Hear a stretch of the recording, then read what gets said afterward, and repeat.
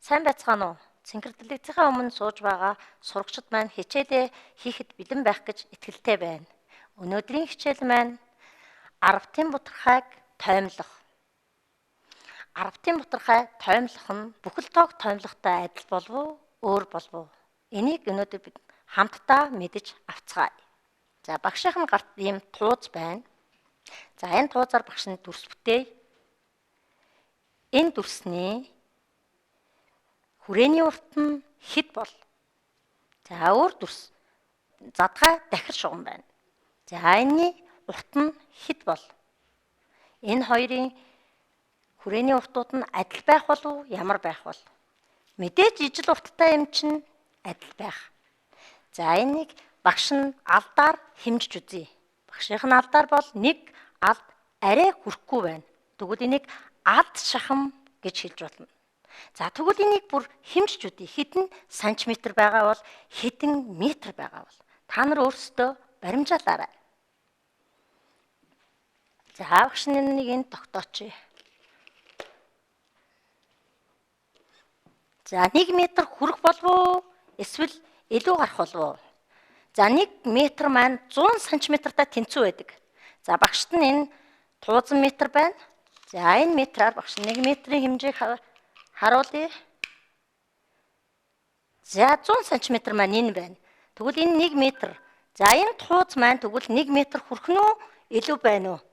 За багш нь яг энэ тэг дээрээс эхлээд хэмжиж үзье. 1 метраас илүү юм биш үү? Тэгвэл 1 метр гараа юм байна. За тэгвэл яг ямар хэмжээтэй байгааг багш нь дахиад үзье. За эндээс багш нь хараадгая. 128 см байна.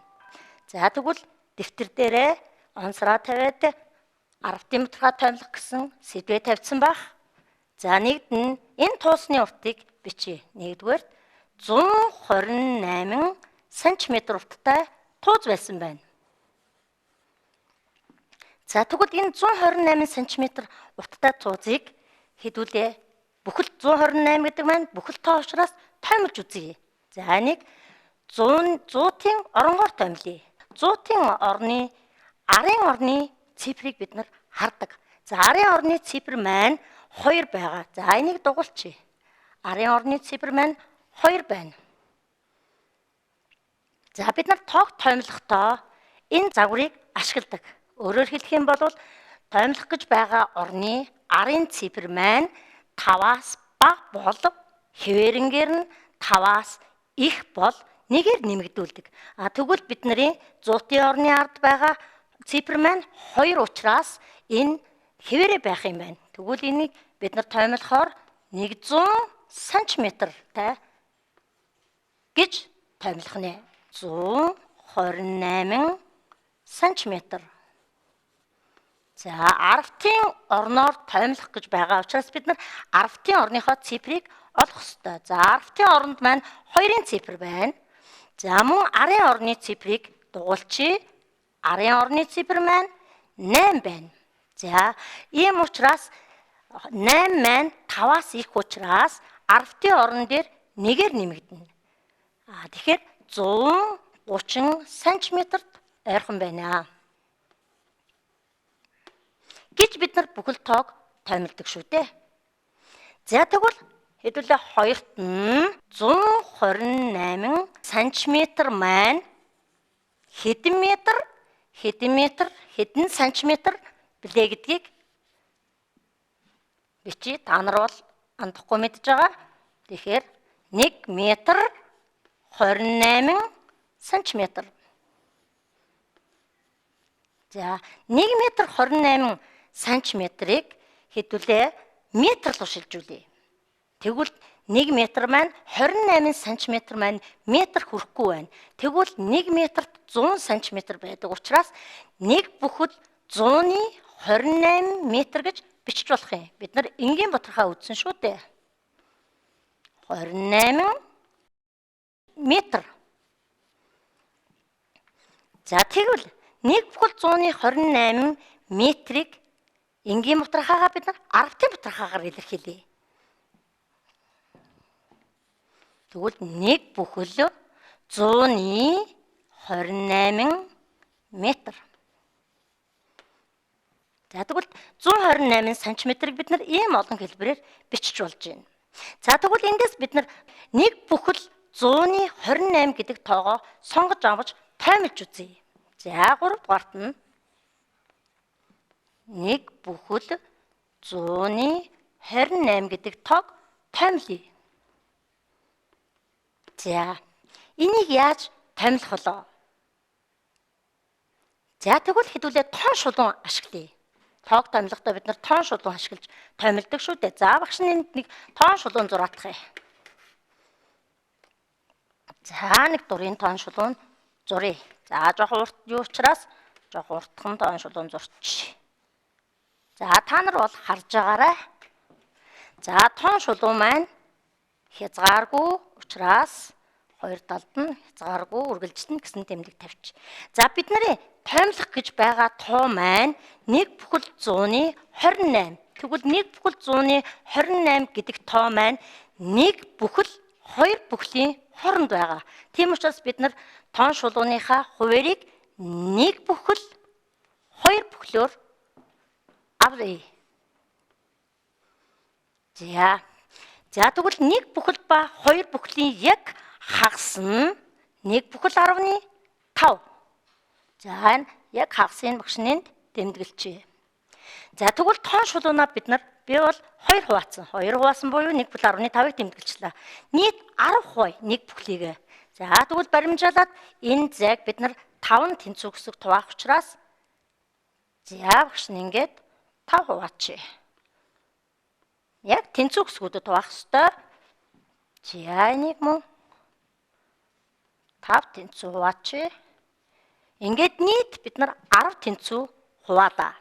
За тэгвэл нөгөө 1 бүхэл 128 гэдэг тоо маань одоо хаана бичигдгүү гэхээр 1 бүхэл 128 маань 1 бүхэл 10.2-оос их юм байна. 1 бүхэл 10.3-аас бага учраас 10.1, 1 бүхэл 10.1, 1 бүхэл 10.2, 1 бүхэл 10.3 гэхээр энэ хоёрын хооронд байх нэ. Тэгэхээр 28 гэхээр нэлээд 30 руугаа төгсөж очино. Тэгэхээр 1 бүхэл 128 гэдэг тоо маань энд бичигдэнэ.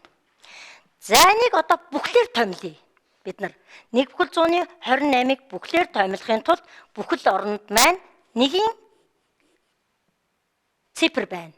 За 1 гэсэн байна. Тэгвэл 1 бүхэлд ойрхон уу, 2 бүхэлд ойрхон уу гэдгийг тоон шулуун дээр харъя. За багш нараа өөр өнгөш хоогоор тэмдэглэж үзье. За 1 бүхэлд ийм зайтай байна. За 1 бүхэл 128 маань 2 бүхлөөс ийм зайд байна. Алинд нь ойрхон байна вэ? 1 бүхэлд ойрхон байна. Тэгвэл 1 бүхэл 128 гэдэг тоо маань 1 бүхэл 128 гэдэг тоо маань бүхлөөр тоймлохоор 1 бүхэл болж байгаа юм байна. За тэгвэл бид тоймлохдоо энэ арын орнуудыг бүхэл тоон дээр тэгээр тавьдаг. За тэгвэл гэж бичиж болно. За будрагаан хэсгүүд бүгд тэг байгаа учраас энэ тэгүүдийг заавал бичих албагүй дарсан ч болно. Зүгээр 1 бүхэл гэж бичиж болох нэ. За тэгвэл өөрөөр энийг зөрөөгөр нь тооцож үзье. Бид 10-ын бутархайг нэмэх хасах үйлдэлийг өмнөх хичээлдэр үзсэн байгаа.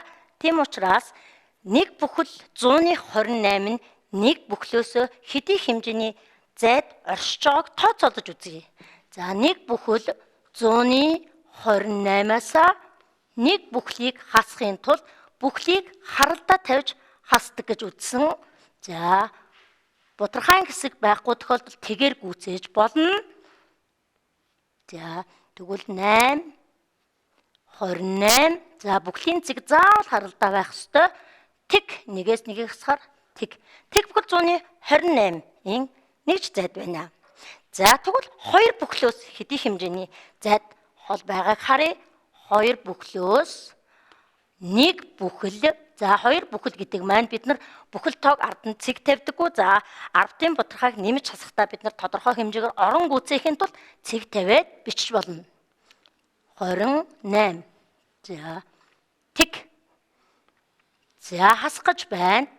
За тэгээд сасч болохгүй учраас урдаасаа бид нар зээлдэг. За цээжээрээ хасах юм бол 2 бүхлөөс 1 бүхлийг хасаа 1 бүхэд 1 бүхлөөс тэг бүхэл 128-ыг хасахаар тэг бүхэл 172 гэж хасч болно. За багнан бичлэгээр хасдаг шигэ хасч болно. Тэгвэл тэг бүхэл 172 хэмжээний нэгж зайд энэ маань байгаа юм байна. За энэ нь болохоор тэг бүхэл 128 гэсэн зайд байгааг эндээс харахад тэг бүхэл 128 тэг бүхэл 172-ын тэг бүхэл 128 нь бага учраас энэ ойр байна гэдэг нь батлагдаж байна. Бид нар мөн түрүүн бүхэл тоо тоймлсон шигэ тухайн тоймлох гэж байгаа орныхоо арын цифрыг бас ажиглал тоймлдог. За тэрүүгээрээ тоймлж үзье. 1 бүхэл 128 гэдгийг бид нар бүхлээр тоймлох гэж байгаа шүү дээ. За тэгэхээр бүхэл маань энд байна. За бүхлийн орныг арай өөрөөр тэмдэг юу ачи. За энд ингээд тодруулчих. За арын орны цифр маань 2 байна. За тэгвэл бүхэл тоон дээр бид нар арийнхын цифр маань 5-аас бага байх юм бол хэвээрнгээр нь бичдэг. Тэгвэл энэ нэг бүхлийн ард байгаа 10-ны хэсэг нь 2 гэсэн цифр байгаа учраас бид нар энэ ойролцоогоор 1 гэсэн бүхэлд ойр байна гэж байна. Тэгэхээр нэг бүхэлд ойр гэдгийг бид нар хэд хэдэн янзаар энд үзүүллээ. За тэгвэл дахиад бид нар нэг бүхэл 128 гэдэг тоогоо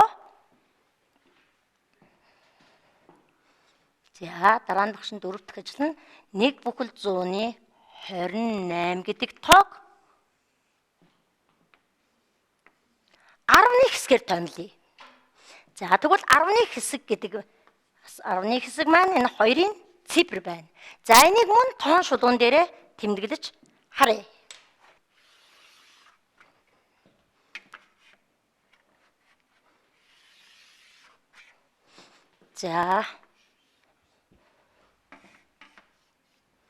За тоон шулуунаа яг түрүүнийхтэйгээ адилхан бид нар 1 бүхэл 2 бүхлийн хооронд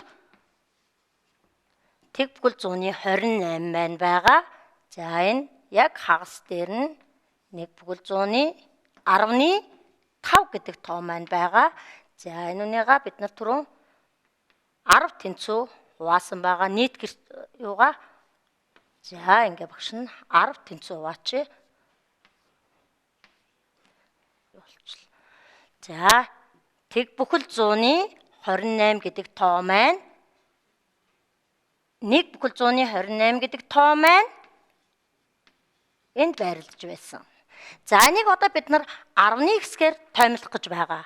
Тэгвэл хэдэн 10-тад ойрхон байна вэ гэхээр 1 бүхэл 10-ны 2, 1 бүхэл 10-ны 3 гэдэг хоёр тооны дунд оршиж байгаа. Тийм учраас 1 бүхэл 10-ны 2 маань энд байна. За 1 бүхэл 10-ны 2 маань энд байна. Тэрнээс ийм зайд оршиж байна. 1 бүхэл 10-ны 3-аас ийм зайд барьдаж байгаа юм байна. Эндээс харахад 1 бүхэл 10-ны 3-таа илүү ойрхон байгаа юм байна. Тэгвэл 1 бүхэл 128 гэдэг тоо маань ойролцоогоор 1 бүхэл 10-ны 3 юм байна. За 1 бүхэл 128 гэдэг тоог тоймлъё. За 10-ны хэсгээр тоймлох гэж байгаа учраас 10-ны хэсгийн оронгоо бид нар их сайн харах ёстой. Эхлээд оронгоо олох ёстой. За дараагийн арын орн нь 8-ын цифр байна. Тэгвэл 8 маань 5-аас их учраас 2 10-т маань 10-ны хэсэг маань 2 байсан бол 1 нэмэгдээд 1 бүхэл 10-ны 3. За тэгвэл 1 бүхэл 128 маань 1 бүхэл 10-ны 3-т ойрхон байна. Эндээс харахад бүхэл тоог тоймлох 10-ын бутархайг тоймлох 2 маань адил юм шиг харагдаж байна. За бас нэг жишээн дээр авч үзье. За 5-т нь за 1 бүхэл 1284 гэдэг тоог авъя тэгвэл. За энэ тоог хамтдаа тоймлъё. За хаагур тоймлох юм гэхээр 100-ны хэсгээр тоймлъё. За 100-ны хэсэг гэсэн учраас бутархайн хэсэгт байна. 100-ны хэсэгт маань 8-ын цифр байж байна. За 100-ны хэсгийн арын оронд 4-ийн цифр байна. 4 маань 5-аас бага учраас 8-ын цифр маань хэврээ бичигдэх нь. Тэгэхээр 1 бүхэл 128 гэж тоймлогдох нь. За энд нэг юм анхаарахад 100-ны хэсгээр тоймол гэсэн бол бидний тоймлож байгаа тоо маань 100-ны гэсэн тоогоор бичигдэнэ. За энэний ард бид нар тэгээ тавьж бас болно. Тэгээ тавьсан тохиолдолд бутархайн тэгээ төгссөн байх юм бол тэр цэгийг бичихгүй орхиж болдог. Хэвээ бичсэн тохиолдолд дарчиж болдог. Тэгэхээр тэрнийг байхгүй гэж үзэх юм бол 1 бүхэл 100-ны 28 гэж тоймлогдох нэ. Ер нь яад энэ тоймлох гэдгийг үзээд байгаа юм болов? Биднэрт ямар хэрэгтэй юм бол? Жишээлбэл нэг болгон дээрс гэдүүлээ хамтдаа харъя. Ээж 12 100-ны 25 кг анс 6.8 кг чацарга нь худалдан авчээ. Ойролцоогоор ээж хэдэн килограмм жимс худалдан авсан бол за та нар дотроо ойролцоогоор хэдэн килограммыг тооцож үзээрэй. Эндээс харахад бид нар заавал ээж тэдэн килограмм тэдэн бүхэл тэдний тэдэн килограммыг авсан байна гэж наривчлж бодож нэмэхээс илүү ойролцоогоор бид нар баримжааж ойролцоо гэдэг маань баримжаалаад өөрөөр хэлэх юм бол 12 бүхэл 100-ны 25 кг-ыг ойролцоогоор бид нар 12 кг. Нөгөө бид нар 12 бүхлийн ардталд 2-ын цифр байгаа гэдгийг хараад томилсон ч болно. Тэгвэл энэ маань ойролцоогоор 12 кг анс авсан юм байна. 6 бүхэл 10-ны 8 кг чацарга нь авсныг бараг 7 кг-ыг авсан байгаа учраас ойролцоогоор бид нар энийг 7 кг чацарга нь авсан гэж болох нь. Тэгвэл энэ хоёр нийлээд 19 кг. Ээж тэгвэл нийт 19 кг жимс авсан юм байна. Тэгвэл энэ 19 кг-ыг ч гэсэн бид нар 19 гэхгүйгээр ээж 20 орчим килограмм жимс авсан гэж бас хэлж болно.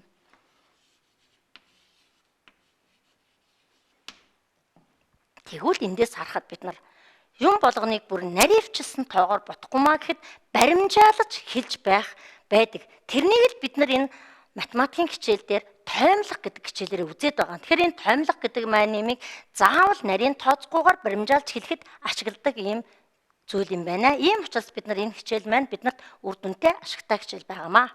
За үүнийгээ илүү баттгаад хэдүүлээ сурах бичгээр ажиллая. За 5 дугаар ангийн маань математикийн сурах бичиг маань энэ байгаа. 68 дугаар хуудасаа нээгээрээ. За 68 дугаар хуудасны 334 дугаар дасгал дээр ажиллая. За номынхон 334 дээр энэ дасгал байгаа. Багш нь зөвхөн дасгалын эхний 2 тоог авчлаа. За хамтдаа томилъя. За 6 бүхэл 1347 гэсэн тоог за 100-ны хэсгээр томилъя. За 100-ны хэсгээр томилохын тулд бид нар 100-ны хэсгийнхаа хаанд байгааг олох ёстой. За 100-ны хэсэгт маань 4-ийн цифр байна. За 100-ны хэсгийн арын орны цифр нь 7-гийн цифр байгаа учраас 100-ны хэсгээр тоймлоход хэд болох вэ? Та нар боддоо. За 6 бүхэл 100-ны 34 болох уу 5 болох уу? Тэгэхээр энэ 7-гийн цифрээс хамаарч байгаа учраас 7 маань 5-аас их учраас 35 болно. За 6 бүхэл 1347-гоо 10-ны хэсгээр томилъя. За 10-ны хэсэгт маань 3-ын цифр байна.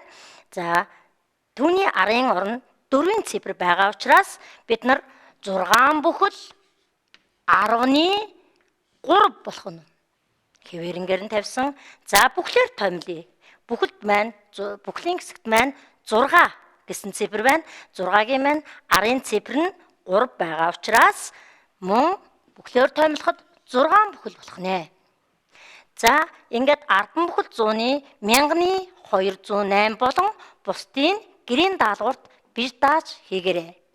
За өнөөдрийн бидний 10-ын бутархайг тоймлох гэдэг маань бүхэл тоог тоймлохтой яг адилхан байдгийн байна. Тоог тоймлохтой эхлээд тухайн тоймлох гэж байгаа орноо заавал эхэлж харна. Дараагаар нь арынхын орны цифр нь 5-аас их байна уу, бага байна уу гэдгийг хараад 5-аас бага байх юм бол тухайн орны цифрыг хэвээрнгээр нь бичнэ. Их байх юм бол нэгээр нэмэгдүүлж бичиж тоймолдог. Энэ нь бол яг 10-ын бутархай тоймлох бүхлийг тоймлох хоёр адилхан юм байна гэдгийг мэдэж авлаа. Анхаарал тавьсанд баярлалаа. Амжилт хүсье.